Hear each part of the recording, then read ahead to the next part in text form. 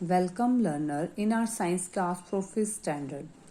Learner, this is our last topic of chapter 3rd, that is how to protect the forest or conservation of forest. Learner, throughout the world the forests are in danger due to the deforestation, and many plants and animals that live in the forest also disappearing very fast, and they become endangered or extinct, and many people who depend upon the forest for their way of life also under the threat.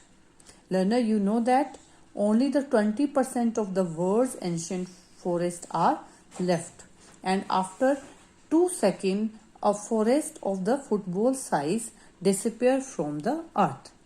So deforestation leads to bad effects on our lifestyle, and we must conserve the forest. Now question arises, what is the conservation of forest? Conservation of forest means it is the wise and the careful use of the forest. So for conserving the forest we should follow following practices. And what are these practices? First is the unplanned deforestation must be stopped. Means deforestation should not be encouraged. It should be stopped. And next, the use of wood as a fuel should be discouraged. Means wood is not used as a fuel because it is the one of the main cause of the deforestation. Promote afforestation, it means we should grow more and more plants. Protect the forest from the forest fire. Forest fire is the one of the cause of the deforestation, so we should protect our forest from forest fire. Save paper, save forest. We know that we get the paper from the pulp of the tree, and to get the paper we have to cut the number of trees, or if we save the paper we can save the forest. So we have to go with the digital technology. These are the some practices that we should follow to stop the deforestation or to conserve the forest. And the Indian government also had taken many steps to conserve or to save the forest, and government had made many laws like the Forest Conservation Act. This Forest Conservation Act was enacted by the Indian government in 1980. So the Forest Conservation Act is made by the Indian government in 1980, and according to this rule, the indiscriminate cutting of the trees in forest is a punishable offense, and person who leads to this activity or who leads to the deforestation, who causes the deforestation, that person must be punished. And many areas in the India have been converted into the national park, wildlife sanctuary and biosphere reserve. So learner, what are these national park and the wildlife sanctuaries? National park and the wildlife sanctuary are the protected or reserved area which are used for protection of the forest and the wildlife that lives in the forest. Let us know more about the national park and the wildlife sanctuary, how the national park and the wildlife sanctuary different from each other. National park is an restricted area with a definite boundary, whereas the wildlife sanctuary is not a very restricted area and it also does not have any definite boundary.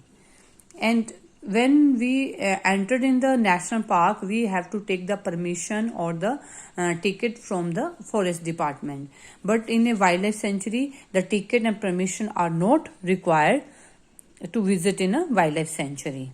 And the general public cannot use the park for collecting any material like the fruits and flower, whereas people can collect any material like the fruits, firewood in a wildlife sanctuary. Or we can say that in the national park, human activity is not allowed, whereas in the wildlife sanctuary, human activity are allowed except the hunting. So, at present, there are 100 national park and 544 wildlife sanctuary present in India. And some of the famous national park of India are Gir National Park of Gujarat, that is famous for the Asiatic lion. Gir National Park, that situated in the Gujarat and famous for the Asiatic lion. And next is the famous Corbett National Park of the Uttarakhand, and it is the habitat of the tiger. And one of the famous national park of the India, that is the Kaziranga National Park, and it is the only the habitat of the one-horned rhinoceros. And you are very much familiar with the Royal Bengal tiger. And Royal Bengal tiger is mostly found in the Sundarban National Park. Except these, the Asia largest bird sanctuary is the Bharatpur Bird Sanctuary. It is the Asia largest bird sanctuary, and this sanctuary famous for the migratory birds like the Siberian crane, ibis, pelican, pentastroke, flamingo, etc. And along with our government, we can also contribute toward the forest conservation. And how we can contribute toward the forest conservation? By adopting the following practices.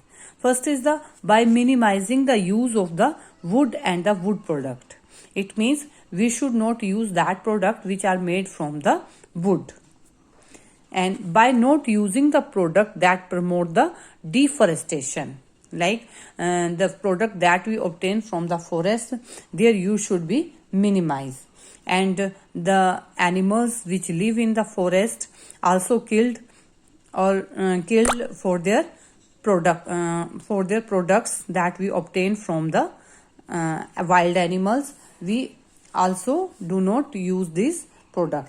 Like many people buy the fur obtained from animals and ornamental made from the elephant tusk, etc. And this should not be done, as it leads to the killing of wild animal also.